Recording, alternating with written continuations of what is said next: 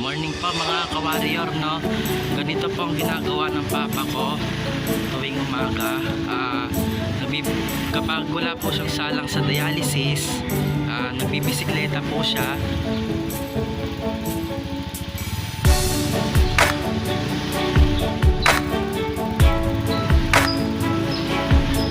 Ayan po, nakikita niyo pong ginagawa niya.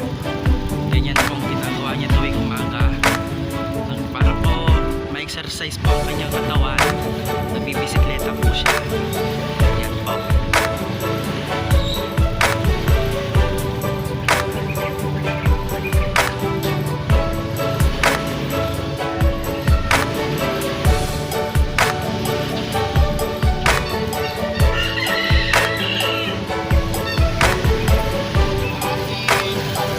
Ayan po, may pandesal pa po naman.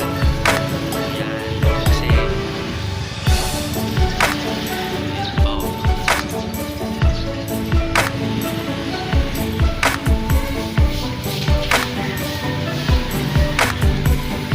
Ayan.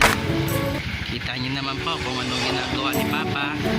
Siya po ay nagbibisikleta sa umaga para naman po mabatak ang kanyang katawan at ma-exercise po siya. Ayan po, kitang-kita niyo po yan mga ka-warrior. Ayan po. Kasi po kung hindi po siya lalabas, boring naman din po sa bahay. Tsaka wala na naman po masyadong ginagawa. So ayan po, bibisikleta po siya para naman po ma-exercise po siya. Ayan po. Ayan po mga ka-warrior, no?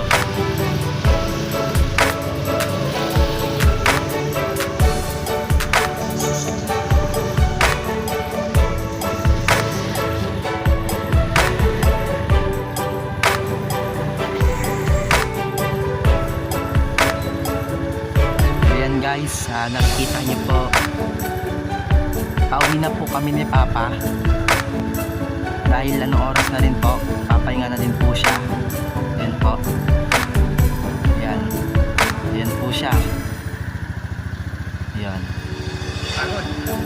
okay, pagod na daw po siya mga ka-warrior kasi kanina pa po kami okay, palit naman daw po kami. So okay po. Ayan, kaya mo ito. Kaya yan. Okay.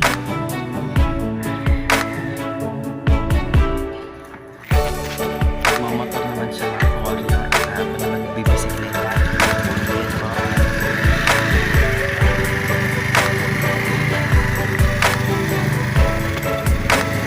Ayan po siya mga ka-warrior. Pauwi na po kami.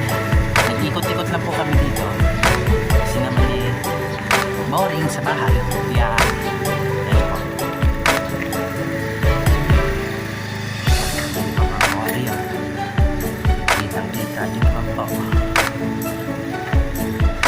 Medyo pinapagalan lang po natin kasi pagod na rin po. Ayan. Kitang-kita nyo po mga ka-warrior. Yan po siya. Okay.